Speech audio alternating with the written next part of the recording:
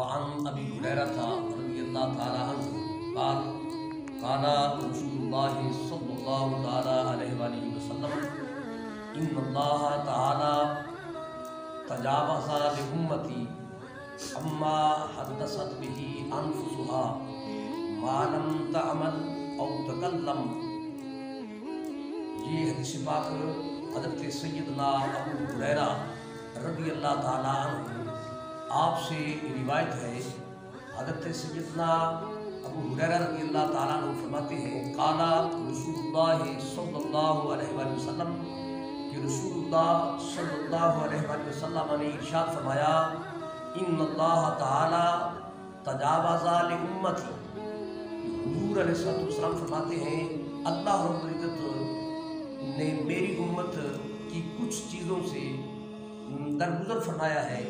میری امت کی کچھ چیزوں کو نظر انداز فرمایا ہے۔ الفاظ دیگر یوں کہہ لیں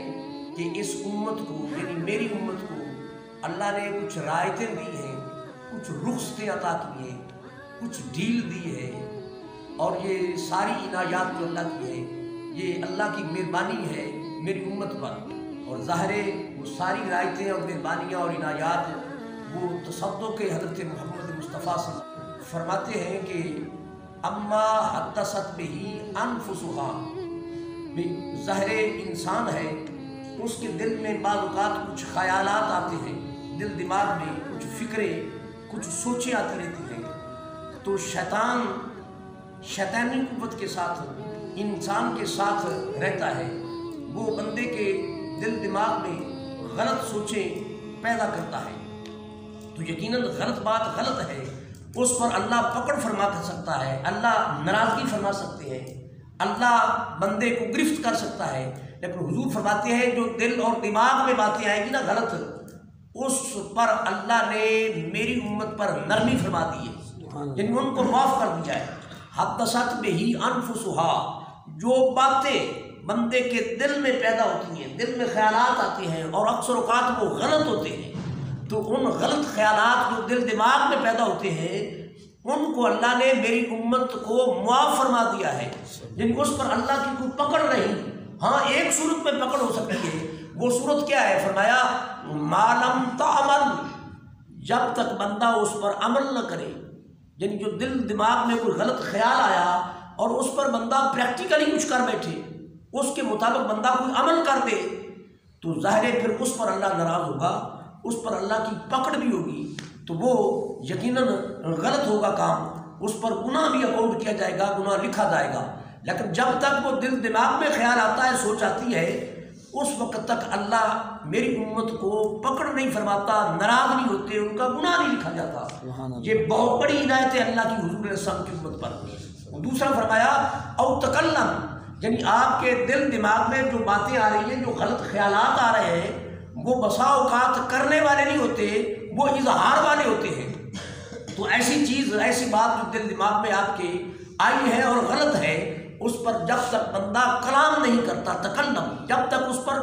زبان نہیں کھولتا، اپنی زبان سے اظہار نہیں کرتا،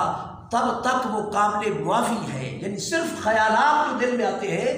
یہ اللہ نے اس امت پر مہربانی فرمائی، احسان فرمایا، کرم کیا کہ وہ اللہ فرشتوں کو لکھنے بھی نہیں دیتے، وہ اکاؤنٹ نہیں ہوتے، ان پر کوئی گرفت اور پکڑ نہیں ہے۔ تو یقیناً یہ حضور علیہ السلام کے تصدق سے اس امت پر بہت بڑی عنایت اور مہربانی ہے، یہ اس امت کا شرف ہے اور اس کی بزرگی ہے، اور اس کی وجہ صرف نسبت محمد مصطفیٰ ہے۔ ایک نادان آدمی نے کسی اہل عرفان سے پوچھا، کسی کمال درجے کے صوفی سے پوچھا،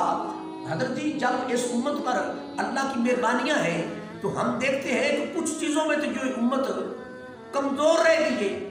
اس اہل عرفان صاحب علم و فضل بزرگ نے پوچھا بھائی کس طرح؟ اس نے کہا کہ دیکھو جو پہلی امتیں تھیں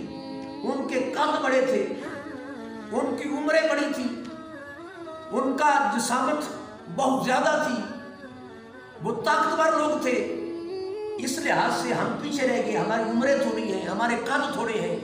صحت ہماری تھوڑی ہے، ہم کمزور اور ناتواں ہیں،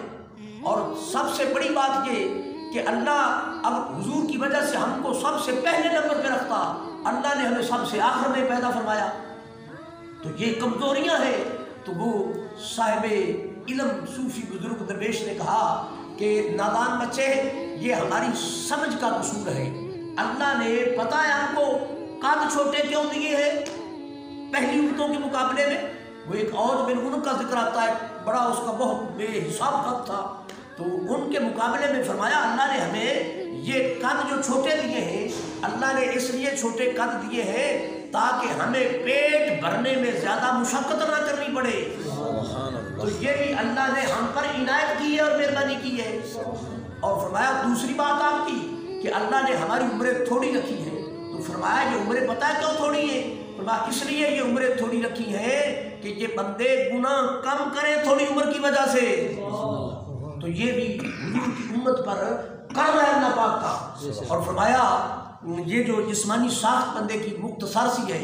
یعنی ناتواں یا کمزور ہے یہ انسان پہلی امتوں کے مقابلے میں، تو فرمایا اس میں بھی یہ حکمت کار فرما ہے کہ بندہ کا جسم کبھی ہیکل ہو، بندہ بہت توانا ہو، بہت طاقت والا ہو،